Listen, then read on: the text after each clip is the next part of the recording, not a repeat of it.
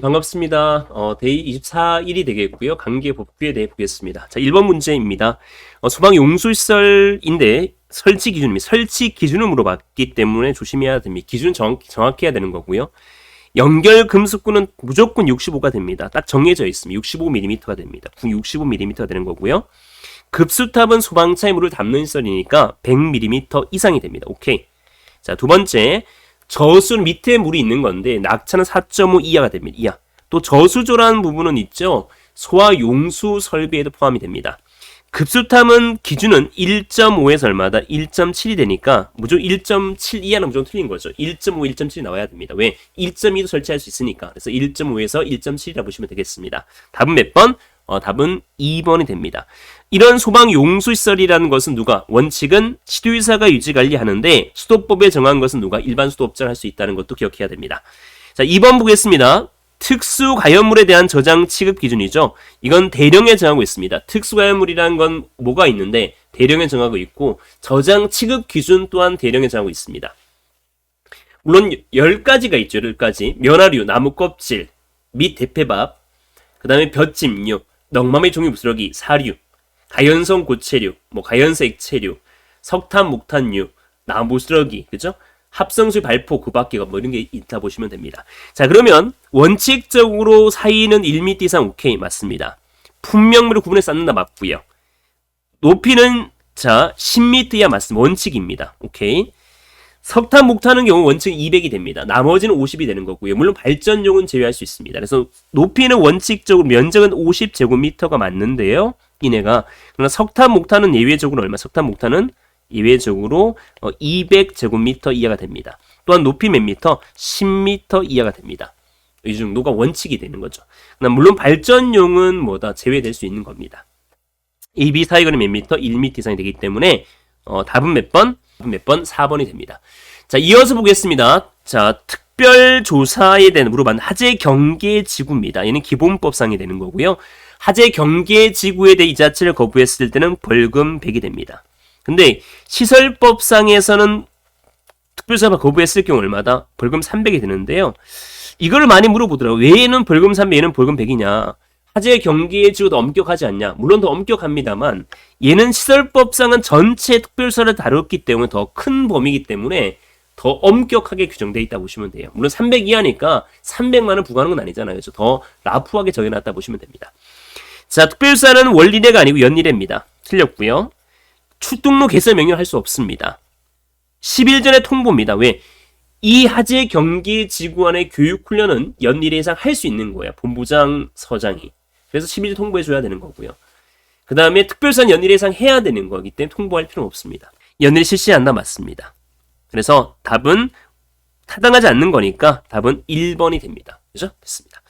자, 이 4번 보겠습니다.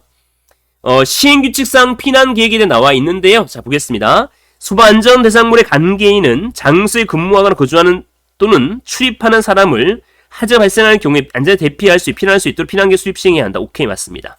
수단, 방식, 층별, 구역별 피난 대상 인원 현황은 피난에 포함되어야 한다. 맞습니다. 구조 피난시설 등 고려한 피난에 포함되어야 한다. 맞습니다. 좀 어렵습니다. 이거 기억해야 하면 좋겠습니다. 피난계획 수립 시행, 피난 유도, 안내 정보 제공에 필요한 사항은 행안부령에 정합니다. 답은 몇 번? 4번. 난이도 상 문제라고 보시면 됩니다. 아마 틀렸을 겁니다. 자, 이어서 보면 5번 문제가 되는데요. 얘는 외우셔야 되는 겁니다. 중요한 문제입니다. 스프링클러는 충분히 나올 수 있는 겁니다. 스프링클러는 쓰면 100. 뭘 먹으면 영지무. 영지 500. 그 외는 얼마다? 1000이 됩니다. 무지. 무사는 얼마다? 싸움자 300. 그 외 이진급 500 받습니다. 스판 입으면 어때? 놀래버리겠죠. 500. 5000 또는 500이 됩니다. 요게 바뀌었어요. 6층 이상이 됩니다. 6층 이상이 나온 것은 의정부 대봉아파트로 나오게 된 건데요. 6층 이상은 또 뭐가 있냐면 건축 허가 동의도 6층 이상이 되는 거고 스프링클러도 6층 이상이 됩니다. 자, 보겠습니다. 영지무 얼마? 500. 비트 500처럼 그 외는 1000. 오케이. 11층 안에 6층 이상이 됩니다. 노이즈 600, 기숙사 5000. 답은 몇 번? 2번은 6층이 된다고 보시면 됩니다. 6층. 자, 이어서 봅니다. 6번 문제가 되는데요. 재교부 반납이 됩니다. 자, 보면 재교 반납은 자, 우리가 업자가 얘가 물론 제일 중요해요. 관계인에게 지체 없이 통보해 줘야 되는 게 있어요. 정승, 치, 휴패가 되는 거죠. 이 지체 없이가 나온 것은 뭐가 있었냐면 지체 없이가 나온 것은 뭐가 있냐면 일반적으로 국고보조 있죠. 매입, 즉 예방조치 14.7 매각 폐기에서 이 매각했을 경우에 지체 없이 뭐다? 세입 조치한다는 거죠. 지체 없이 뭐다? 세입 조치한다 보시면 됩니다. 정지, 그 다음에 승계, 그 다음 취소, 휴업, 폐업이 됩니다. 자, 그럼 여기서 이제 물어본 건 뭐냐면, 여기서 물어본 것은 이런 거죠. 여기서 물어본 건 뭐냐면, 자, 업자가 뭐다? 업자가 시도의사에게 반납해야 되는 거죠. 시도의사입니다. 얘도 마찬가지 지체 없이가 되는 거죠. 지체 없이가 됩니다. 재치 휴패가 됩니다. 재교부는 뭐냐? 다시 찾은 때입니다. 때 안 한다는 거. 취소 휴업 폐업이 됩니다.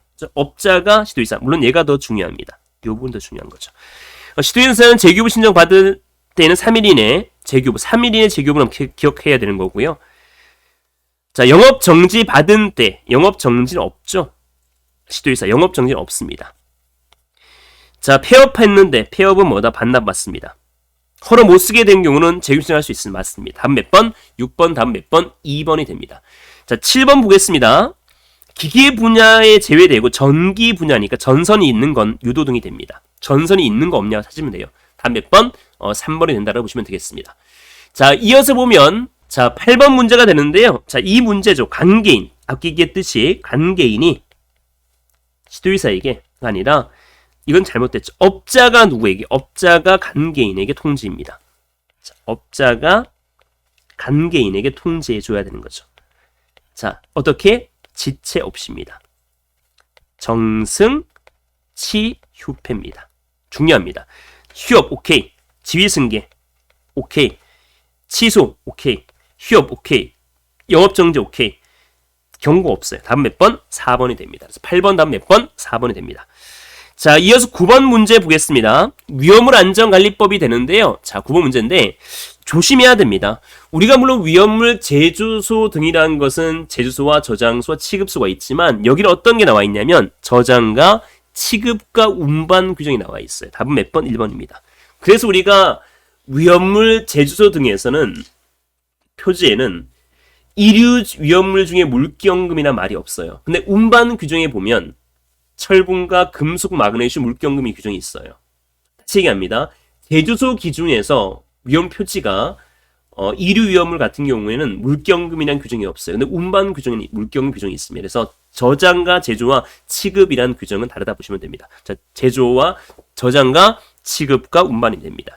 제조도 아니고요. 저장과 취급, 운반이 됩니다. 우리가 흔히들 착각을 많이 하는 게 제조와 저장과 취급이라고 생각하는데 그렇지 않습니다. 저장과 취급, 운반이 됩니다. 답은 몇 번? 답은 1번이 됩니다. 자, 꼭 기억해야 되겠고요. 자, 10번 문제입니다. 자, 이것도 여러분들이 조금 어려울 수 있습니다. 난이도 상 정도 되는데요. 헷갈릴 수 있어요. 90일, 자, 원칙은 지정수량이라는 게 나온단 말이에요. 지정수량의 이상은 위험물 안전관리법입니다. 물법. 지정수량 뭐다? 미만은 시도 조례가 됩니다. 자, 그럼 이상 중에 두 가지가 있어요. 이상 중에서 첫 번째, 군부대 저장, 임시 저장이에요. 며칠간? 90일이 나와 있죠.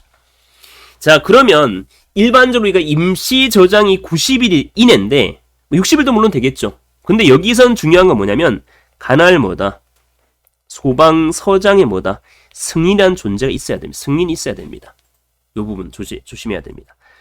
자, 이상의 위험을 정한 안장 저장하거나 취급할 수 있는데 물론 60일 동안 할 수 있어요. 근데 여기 중요한 건 뭐냐? 이것 때문에 틀린 게 아니고요. 승인을 뭐다? 받아야 됩니다. 답은 몇 번? 1번 됩니다. 승인이 있어야 되는 게 중요합니다. 자, 군사 목적으로 저장 취급할 수 있다. 저장 취급 관한 기준은 행안무령, 중요 기준 세부기준을 따라야 한다. 행안무령에 가보면 시행 규칙사항의 별표가 나옵니다. 이상 위험물은 저장 아닌 장소에서 원칙은 저장하거나 취급 안 된다 보시면 되겠습니다. 자, 물론 여기 90일이 나와 있는데 90일은 뭐가 있냐면 90일은 네 가지 한번 볼게요. 첫 번째, 소방 안전 교육사가 됩니다. 공고. 두 번째는 소방시설관리사 공고입니다. 또 91은 공사업법에서는 자산평가액, 공사업의 하나입니다. 자산평가액. 또 임시저장이죠. 얘는 90일이 된다 보시면 됩니다. 90일. 됐죠? 자, 그래서 오늘은 여기까지 볼 거고요. 물론 어려운 부분도 있을 건데 어려운 부분은 당연히 뭐다. 여러분들이 다시 한번 책을 한번 찾아보시면 좋겠습니다. 그래서 어려운 부분은 다시 책을 찾아보시고 확인해 보는 습관을 기르면 좋겠습니다. 오늘 여기까지 하겠습니다. 수고했습니다.